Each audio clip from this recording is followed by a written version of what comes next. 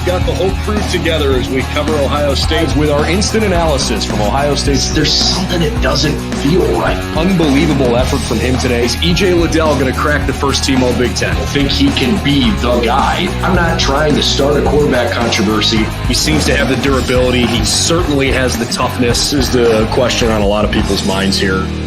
Welcome to Buckeye Breakdown.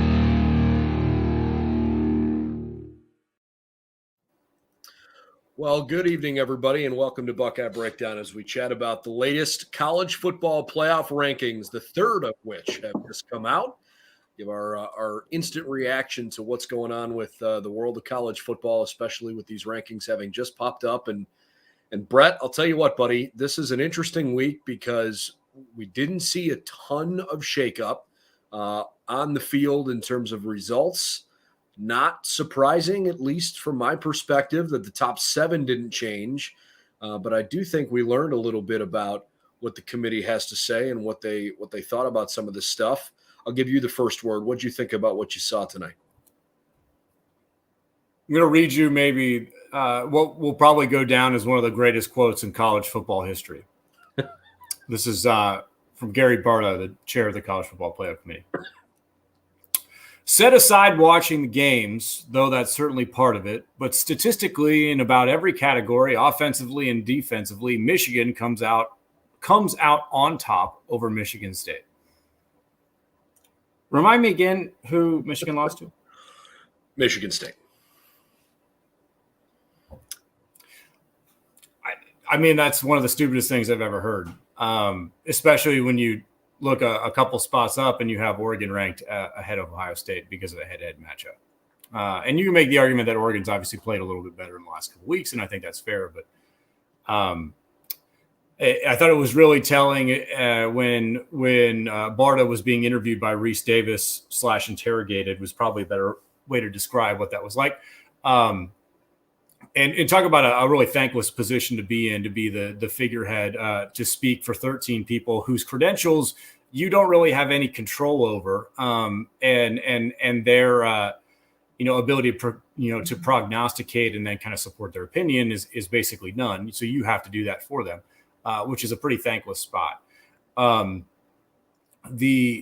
To basically say when Reese asked him if head-to-head mattered, and he went, yeah, 13 people voted, and that's how the votes came out, and we'll go again next week. And the sound you heard after that was probably maybe like 3 or 4 people getting run over by one of the ESPN College Game Day buses that we've seen going from city to city over the last 11 weeks. It's a joke. It's stupid. It doesn't really matter in the long run, because Ohio State and Michigan State in many ways will sort that out here in a couple days. But it's a very, very silly kind of bit there. And man, did Mel Tucker hold his tongue right after that in talking with Reese Davis. And my God, if you were playing like football cliche bingo, they just covered the whole board with Mel Tucker. I mean, at one point I heard complimentary football, which is just like my least favorite phrase maybe in all of professional sports interviewing. And then he actually said complimentary football, ... offense, defense, and special teams, which is just a fabulous checklist of seeing how many cliches you can throw in a sentence. If you're a Sparty fan and you're mad about it, I think you have every right to be, because it's stupid and it's very, very dumb. But it will sort itself out here when Ohio State and Sparty hook up this weekend. And I was laughing my butt off watching him talk too, because on one hand, like, what's he supposed to say? He can't change it, and what the rankings are irrelevant in some regard, because he has to feel like if his team beats Ohio State and Michigan, like, there's no way they're not going to be in the top 4. As long as they take care of their own business. I don't know. I don't know if you can truly say they control their own destiny, because they've got multiple teams in front of them. But if they beat at least 2 of those teams in front of them, I have to think that they would get in. So, I'm trying not to just reach and say, oh, they're in for sure. because we've seen silly things happen. But like, I really have to think Michigan State would get in the playoff if they beat Ohio State, and having already beaten Michigan, and as long as they, don't stub their toe in a Big Ten championship game. But I also think there's probably a reason why they're an 18.5-point dog or whatever it is right now to Ohio State this weekend. In the same light that Purdue was such a big underdog, if I'm a Michigan State fan, I'm trying to figure out how I'm supposed to feel going into this game. Hey, we've got a great running back. We've got a Heisman candidate caliber dude in the backfield. And that is true for sure.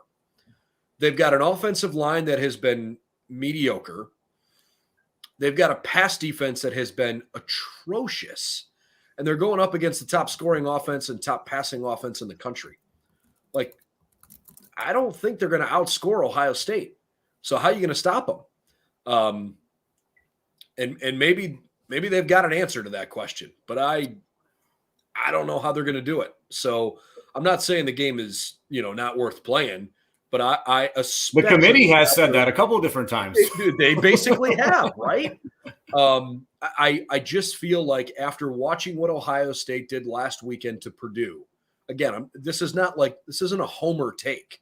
I'm just trying to be objective about what I see right now. And Ohio State is objectively running circles around the rest of the Big Ten. Now, they haven't played Michigan yet, and Michigan's defense will unquestionably be the best defense the Buckeyes have seen this year. That will be their biggest test in their 12 weeks of competition. I still don't think Michigan's offense is particularly good, although they are certainly more than respectable. They're fine, but I don't look at Michigan's offense and get worried. So, yeah, I don't know. I mean, I don't want to get too Michigan State focused as a preview on this pod. I want to talk more about the rankings. But if I'm Michigan State, I'm still mad because I think the way that I interpreted what Gary Barta had to say was that it wasn't so much the head-to-head between Ohio State, Oregon, and Michigan State. It was more that Ohio State lost at home. Oregon beat the Buckeyes in Columbus, where Michigan State had this great win, but it was on their home field. Like, that's a huge difference maker. I don't know if I'm buying that. But, that's the stupidest thing I've ever heard. Yeah, but like that's what he pointed out when he kept saying that. I was like, so what? Like literally, he said two or three things during that interview, and he didn't really say a whole lot in that interview, which I also thought was telling. But he did say two or three things that, like, well, as I was kind of like, doom scrolling on my phone, that like kind of made me pick my head up and arch my eyebrow because of how absurd they were. And I think it's pretty obvious that there is that they have some very real like problems in that room. Like, you could tell that I don't think he agreed with that at all. I felt like, and obviously this is speculation and projection on my part. But he did not really defend, like he did not have like the pitchfork and torch out defending that ranking in the same way that we've seen other committee chairs do that. There are people who obviously voted that way and swung the vote one way or the other, and he chucked those people under the bus, as far as I'm concerned. If you're willing to kind of read in between the tea leaves, if you will.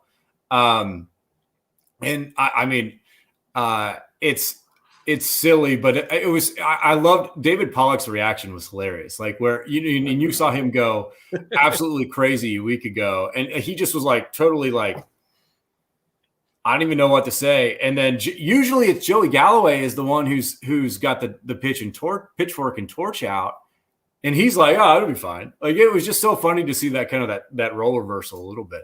Yeah, I think David's probably going to get a hella good workout in after that show. Because you can't go home that mad. You know what I'm saying? Like you can't go back to the hotel that pissed. So, you got to go run that bad boy off. So he's definitely going to, burn a couple hundred calories and feel really good about it and get those endorphins going. But man, it's a silly ranking. If I'm Ryan Day, I'm so pissed off at that because my God, there's no better way for Mel Tucker to fire up his team against, the biggest game of the year that they're going to have all season than saying, look how much the rest of the country disrespects you. And oh, by the way, you want them to respect you. That the way you flip that comes in a couple days. If I'm Ryan Day, I threw my phone across the room and it shattered against the wall when I saw that. I would have been so mad, so unbelievably upset. Because from an Ohio State standpoint, I never really considered that. Yeah. Mel Tucker was like, oh, we don't talk about it. Man, come on. That's the first thing you're talking about. I guarantee you sent out a group text to the whole team. Did you see where they ranked us? Like, it's absolutely going to that's going to be the number one talking point. But like we have an opportunity to grab respect that is not being given to us. And the best way that we do that is beating the team that we play this weekend. You want that if you're Ryan Day? Yeah. Heck no. Yeah. That's a really interesting point. In my mind, if like right now, and I'm not a betting man per se, but like if you're betting against the spread, or if you're betting against that spread right now, not bad money, because there's some juice there with Sparty. I think there's some extra juice there now that maybe didn't exist until these stupid things came out. Yeah. I continue to believe that, with what Ohio State has in front of it, as I try to project forward a little bit, I continue to believe that the Buckeyes are going to have a chance to jump Oregon. It's certainly setting up to be that way, right? Like the committee's kind of laying those kind of those like Easter eggs a little bit, right? David's jumped in here. If we run the table, do you guys think we'll be ranked second no matter what happens in the SEC championship game? I'm not ready to go there yet, David. No. Especially if Alabama wins the SEC championship game, and assuming that, and I don't know, I assume I can safely feel this way, that Georgia isn't going to get blown out by Alabama. Georgia's looked so good, but maybe they're just that much better than everybody they've played, and maybe they haven't met their match yet until they play a team as good as Alabama, who is very, very good again this year. I think it's possible that Ohio State goes to 2. What I am more interested to see, and frankly what I care about more, is can the Buckeyes at least get to 3? Because I don't care if they're 2 or 3. It's irrelevant. It's a neutral site game. You're in the playoff or you're out of the playoff, right? It's about who you play. And if Georgia is the 1 seed, I want to know if the Buckeyes can be the 3 seed so that they don't have to play Georgia in a semifinal. That, to me, that's the most important component of this, because while just about everybody in the country has shown some vulnerabilities this year, we really haven't seen much of that from the Bulldogs. I mean, for one quarter, they played average football against Tennessee last weekend, and then they pounded them the rest of the game. So I would prefer to not play Georgia in that semifinal if possible. And I think if the Buckeyes win against Michigan State, who's ranked 7, against Michigan, you have a hard time thinking they're going to be ranked anything lower than 6, assuming they win this weekend. If they beat those 2 teams and then they beat a team in the Big Ten championship game that's looking now more like either Wisconsin or Iowa, how can you not justify that the Buckeyes could jump Oregon, because Oregon's quality of wins is not going to look anywhere near as good either the next 3 weeks or on their whole resume by the end of the season. That's kind of where I stand with that. Yeah, I agree. I think going back to David's question about that the SEC championship game, I think if we're going to talk about the scenario in which Alabama beats Georgia in that game, I think you have to apply the same logic that the committee has basically been using to justify Alabama's ranking. You can be damn sure that they're going to do the same exact thing when it comes to Georgia. Like, there's no way in my mind, like, Georgia's not dropping to 4, if they lose that game, right? Like, it's not happening. Sure. So, I really think in many ways that the SEC's kind of like worked its way out. Like, I really there's no way anyone gets up to 2. I think that you could, as far as I'm concerned, Seth Davis Sharpie those bad boys in already as 1-2, no matter who they might be, right? Like those two can be interchangeable as far as I'm concerned. So there's like 7 teams going for those final 2 spots.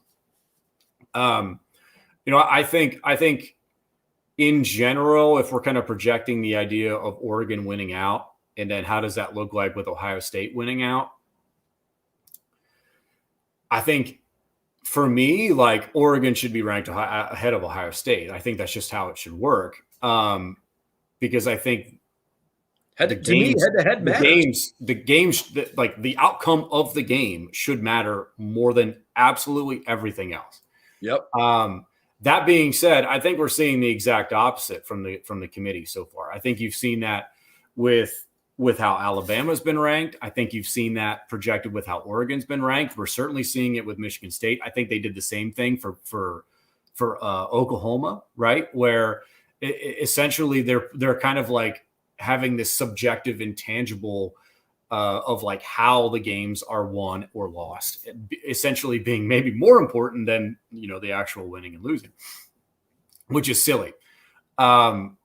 But if that scenario plays out that way, I think you'll absolutely see Ohio State jump Oregon to 3, and Oregon will be 4.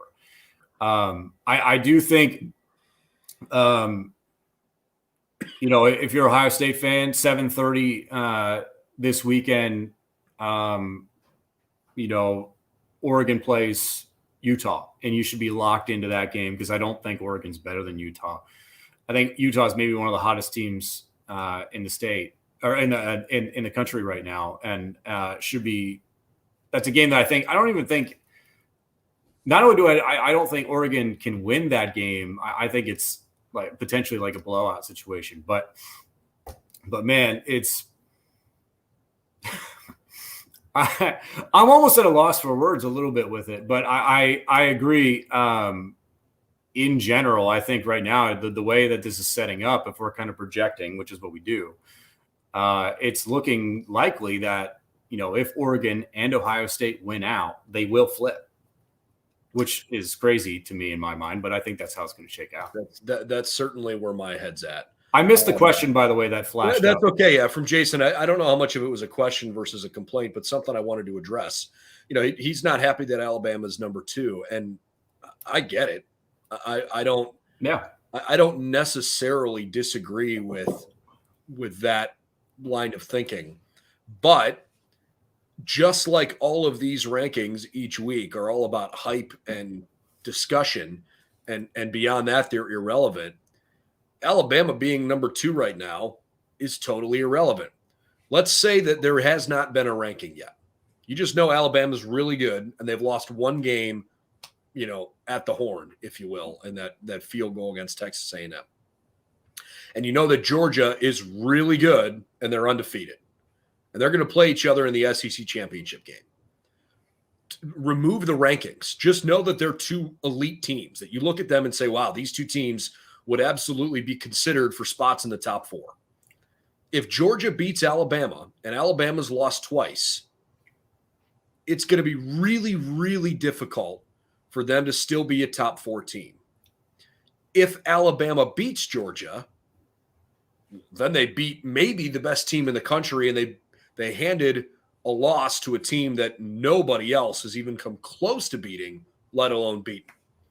And they're both in. So, like, to me, the Alabama number 2 thing, I don't know how else to say this. Like, I don't care. To me, it just doesn't matter. It will matter so much more to me in 2 weeks when we see potentially a 2-loss Alabama team. Are they ahead of an undefeated Cincinnati team who Gary Barta and the ESPN guys tonight all made very clear is a very good team with a really crappy strength of schedule? To me, wondering if a 2-loss Alabama team can jump an undefeated Cincinnati team is far more interesting than whether or not Alabama actually is currently in the top 4, because just like the Ohio States and Michigan States and Michigans and Oregon, like, it's going to play itself out, and the rankings right now are kind of pointless. Yeah, I push back on the idea that they're pointless, because I think the rankings affect the following week's games.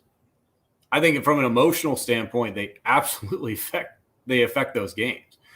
I think if we're looking at it from the standpoint of it's like kind of prognostication fodder. It's sports talk radio fodder. What we do, I think that's a little bit disingenuous in my mind, because I think I believe that these things matter, and if we're doing them, if the committee is approaching this kind of exercise in good faith, which is trying to find the 4 best teams to then play off for a college football national championship, then the rankings should matter all the way from the first time you do one to when you pick the 4 teams.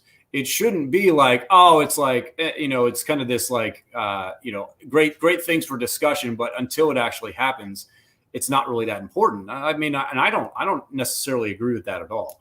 Now, I think like in general, like, obviously like everything will sort itself out in some form or fashion.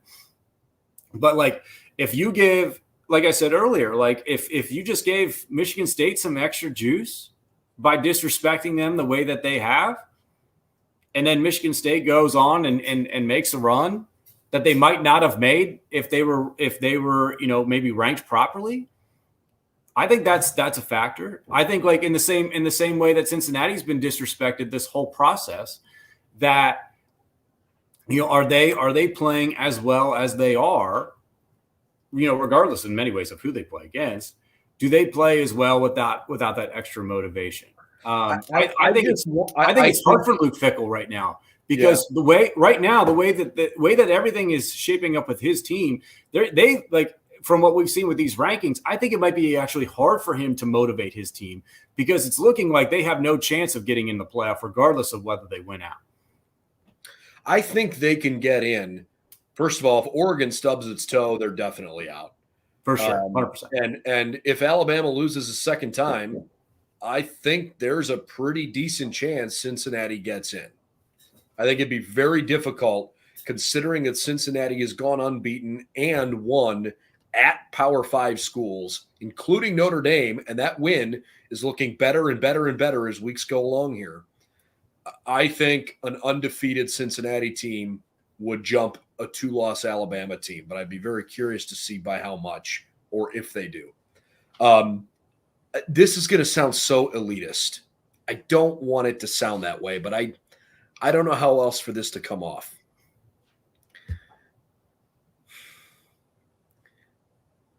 I think what you just brought up makes a ton of sense, with the exception of the top couple teams in the country that are so obviously elite that I don't know how much having some extra juice for Michigan State is going to matter.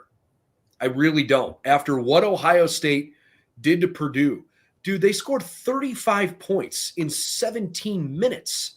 They embarrassed a Purdue team that everybody lauded and said they beat Michigan State when they were ranked 3. They beat Iowa when they were ranked 2. These are the giant killers, and they're good. And they've got a top 15 passing attack in the country, and they've got a receiver in David Bell who's a slam dunk NFL dude. The Buckeyes made David Bell's 100 yards as ho-hum as you can make it. He had 11 catches, never had a reception longer than 23 yards. They were irrelevant. I certainly don't want to disrespect another team, because what Michigan State's accomplished this year, especially beating a very good Michigan defense, like, that's worth something to me. When I'm evaluating teams, I think that means something.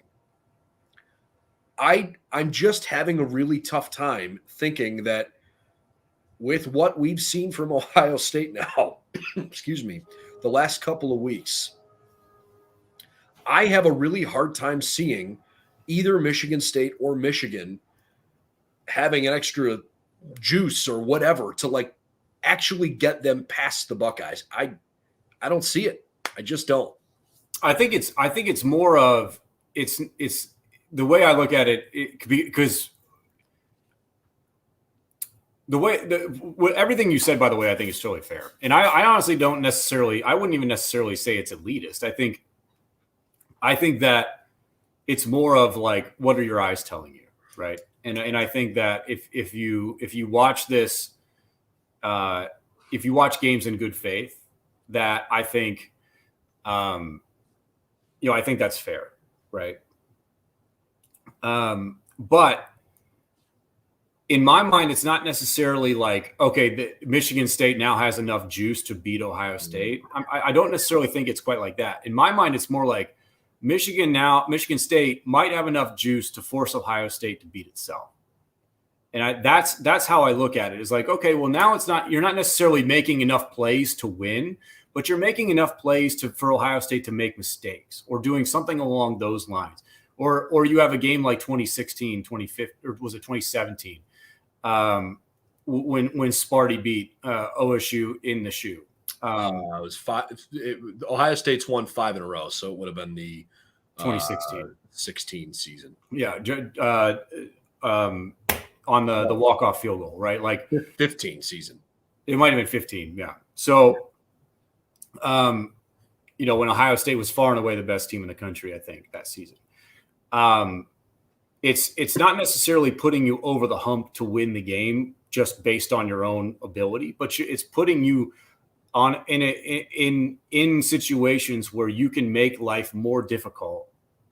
And essentially at that point, it's on Ohio State to rise above any of that adversity, right? And I think that's maybe not a level that they were able to achieve without that extra motivation. Now, all of that, I think, is a moot point, if/when Ohio State beats Michigan State by, 1 point or 40, right? But like, I think the 18.5, line right now that we see, that it's probably not going to be quite that. I would be really surprised if Ohio State goes out and blows the cover out of the water. But at the same time, and I think it's fair to acknowledge this as well, everything that we've seen offensively from this Ohio State team says that there might be one or two defenses in the country that can match up with them. And that's where I keep coming back to, because I said the exact same thing you just said last week. 19 against Purdue, God, that feels steep. Like, I don't know about that. And maybe it was just because of what we witnessed, but I mean, Nebraska's defense has given Ohio State more fits than anybody else, and maybe Penn State. Like, Oregon's defense didn't stop Ohio State. The Buckeyes had 600 yards of offense.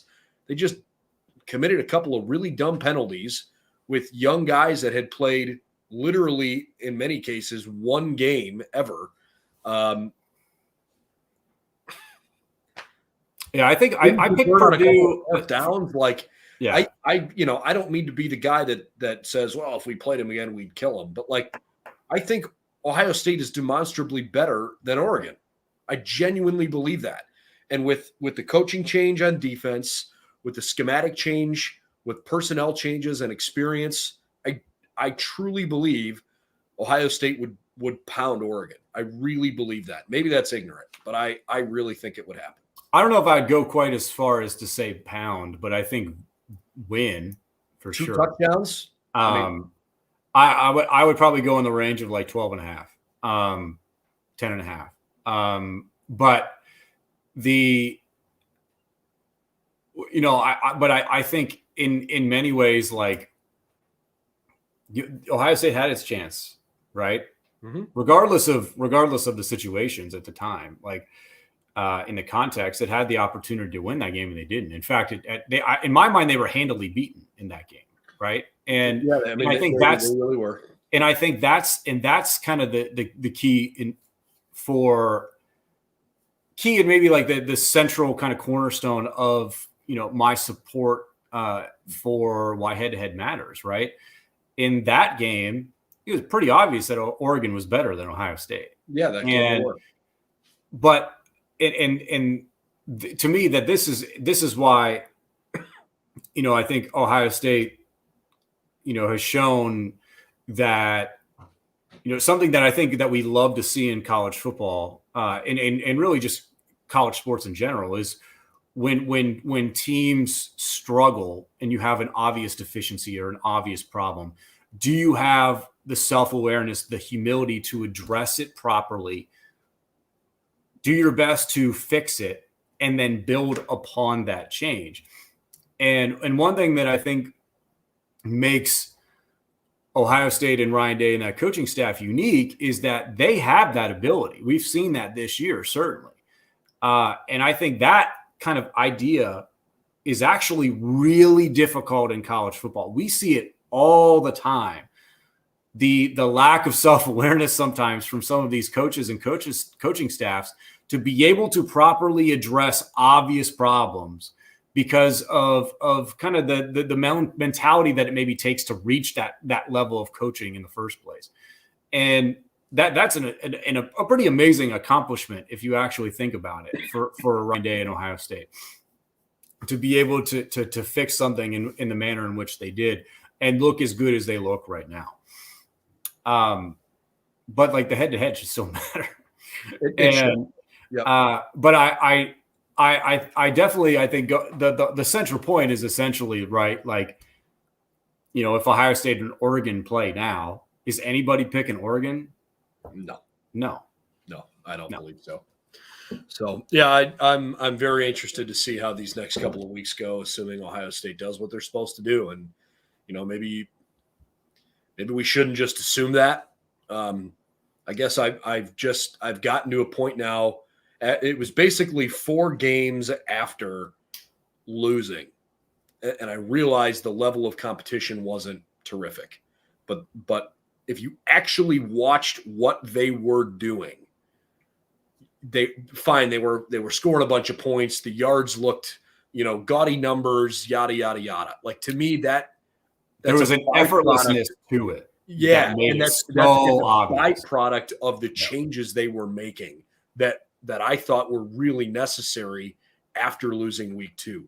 It was about 4 weeks after the Buckeyes after the Buckeyes lost to Oregon that I think I even said on one of these streams, like, hey, I'm all in on this team right now. Like, offensively, they got it.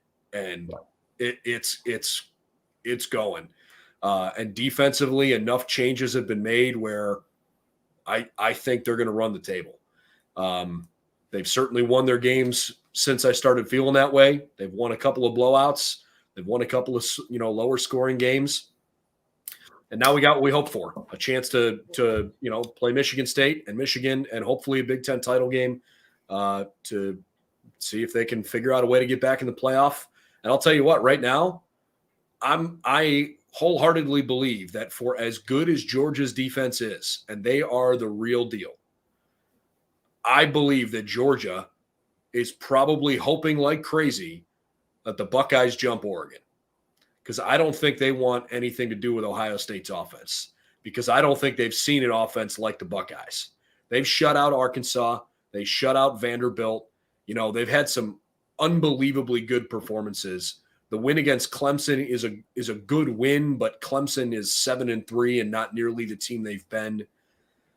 I just don't think there's another offense in the country right now that has it the way the Buckeyes do. And in a game that is decidedly more offensive minded than it's ever been, having a great defense can be a huge piece of a national championship team and maybe why you win it.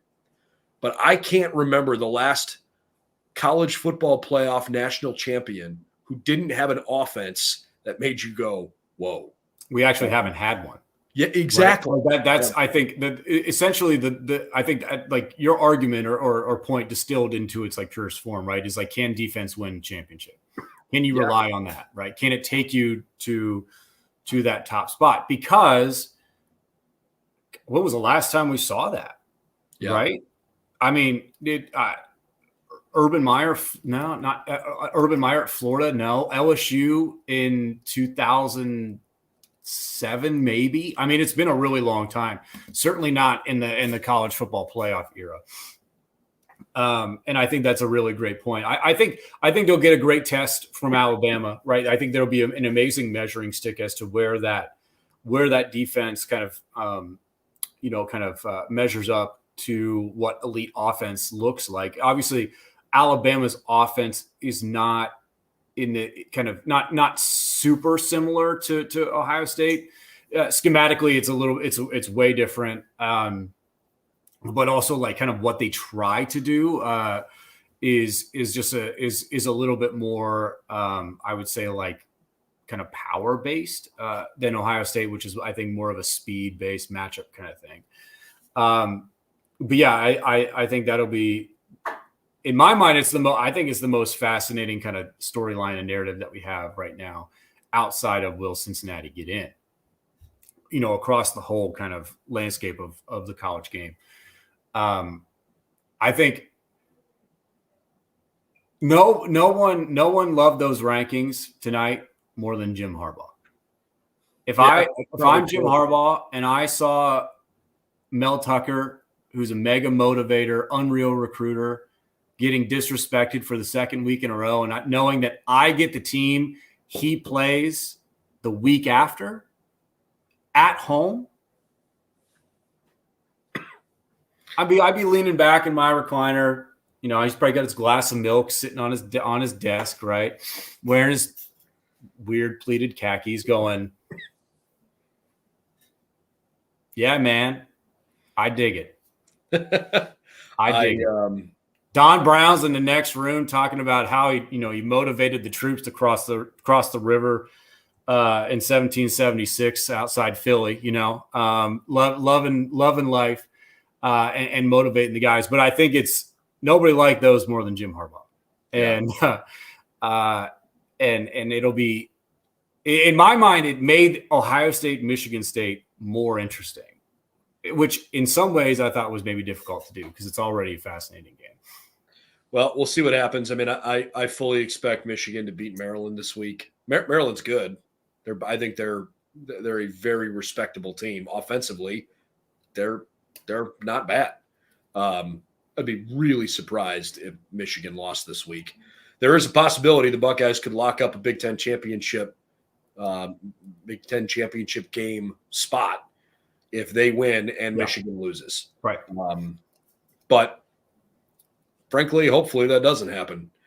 I want it all on the line next week at the Big House. I think that'll be a ton of fun. And I sure as heck like Ohio State's chances right now.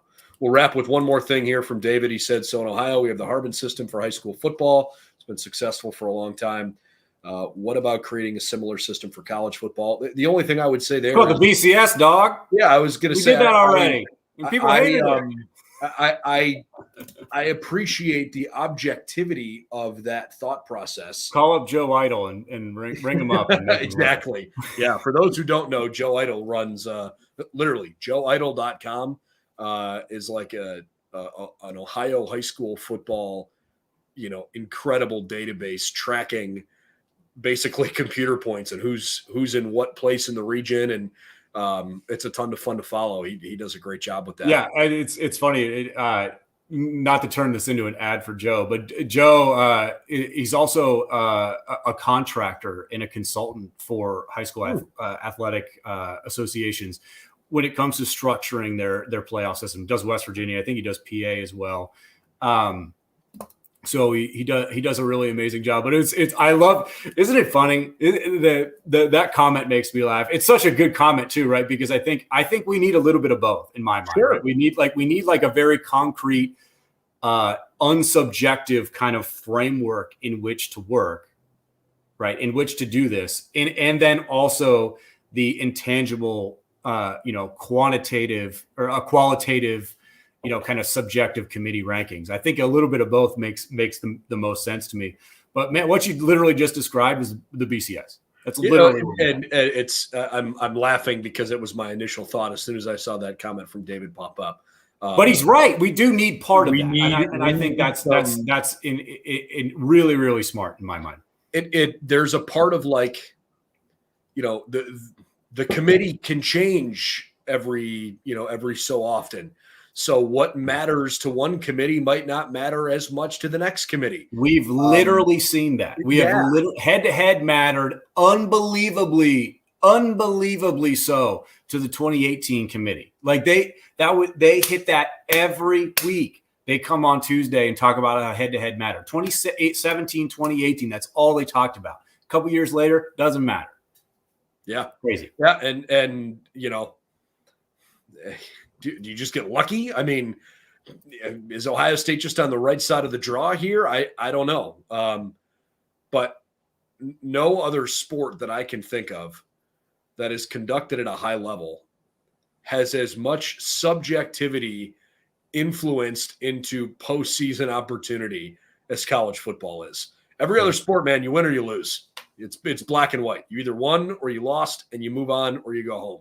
And in college football, like, a good loss matters, or a bad win matters, or a bad loss can really, really hurt you, Oklahoma.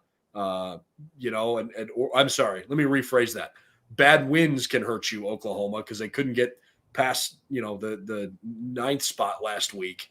And now that they lost, they drop out of the top 10 entirely.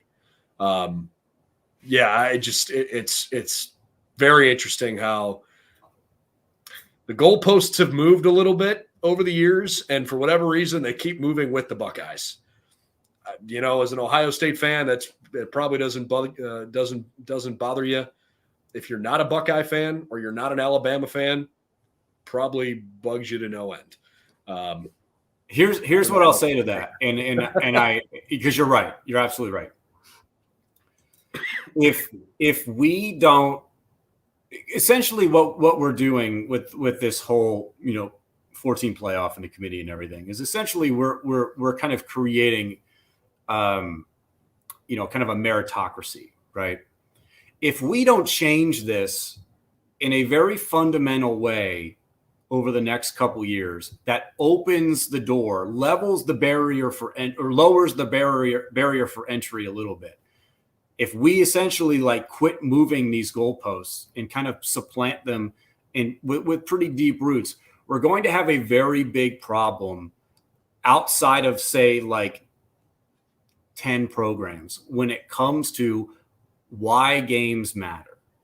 Why the hell should any kid go play football at Tulsa when you have no chance to go do anything really of note, right? Yeah. Of value. And obviously I think the games and there's obviously intangibles to the competition and all of that. And I'm not saying it doesn't have value. I'm saying on a macro level, we do not value it. We have to find a way to start valuing that again, or we're going to have mega problems outside of that top tier of college football. And I think it's long. I think it becomes about what's realistic. A place like Tulsa, if a kid gets an academic full scholarship because he's a great football player and that's his ticket to a free education, that's amazing. I can absolutely see why he would go there. But if his goal is to win a national championship, that's a different story. So I think it, it becomes about the programs that say no, we're competing for a national title. Are you really, or is that just the impression you're trying to give? Because I think there are some schools that clearly are competing for national titles, and there are others that aren't there. And I'm not sure how close they are. It's one of those reasons. It's a great, it's one of those examples. That's what makes, the NCAA basketball tournament what it is, right? Yeah. When and obviously it was never really quite as it didn't necessarily feel quite as open to any possibilities, really since maybe George Mason made that Final Four. Sure. About 10, 12 years ago. Loyola. And then Loyola's done what they've done. And, at VCU, Shaka Smart, what he did.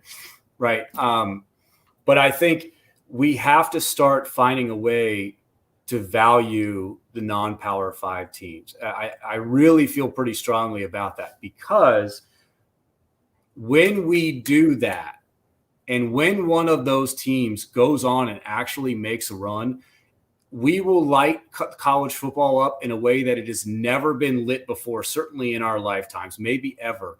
And the game will be better for it. And I think that's something that I think is really special.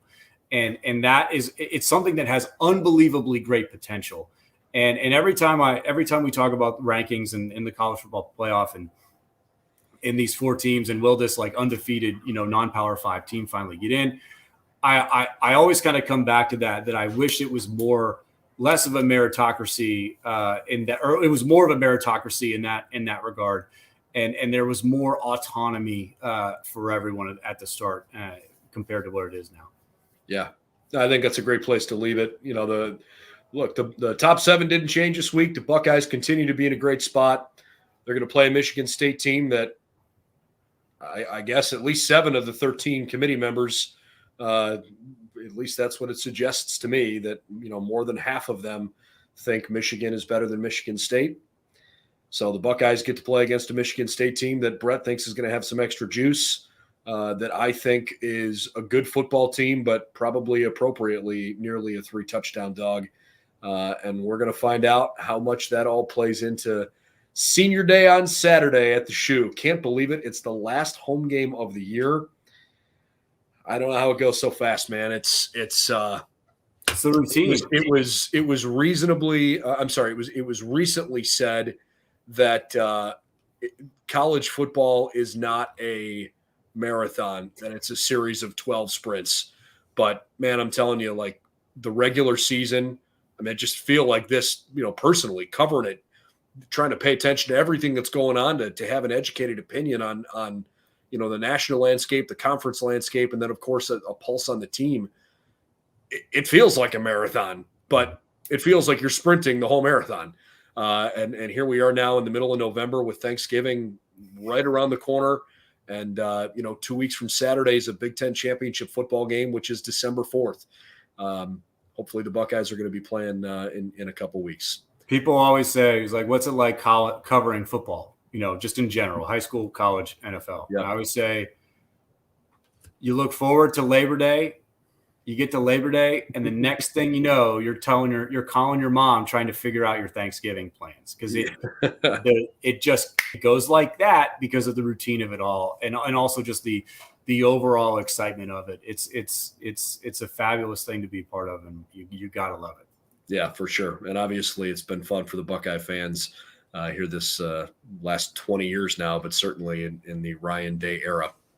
All right, that'll do it on Buckeye Breakdown, talking about the latest college football playoff rankings. Plenty more coverage to come. You can follow us on social media at BuckeyesNow SI. We'd really appreciate it if you gave us a follow on Twitter or on our Instagram account. Follow us on our Facebook page, and then please know that you can interact with us, just like we had lots of comments tonight that were in the chat box, and a few of those that we addressed on air. We'd love to have you a part of the shows on our YouTube channel. So set your notifications so you can do that. We'll see you again real soon over on BuckeyesNow.com as well. For Brett Hiltbrand, I'm Brendan Gulick. Have a good rest of the night. The Buckeyes number 4, Michigan State number 7, coming up Saturday afternoon. We've got the whole crew together as we cover Ohio State With our instant analysis from Ohio State, there's something that doesn't feel right. Unbelievable effort from him today. Is E.J. Liddell going to crack the first team All Big Ten? I think he can be the guy. I'm not trying to start a quarterback controversy. He seems to have the durability. He certainly has the toughness. This is the question on a lot of people's minds here. Welcome to Buckeye Breakdown.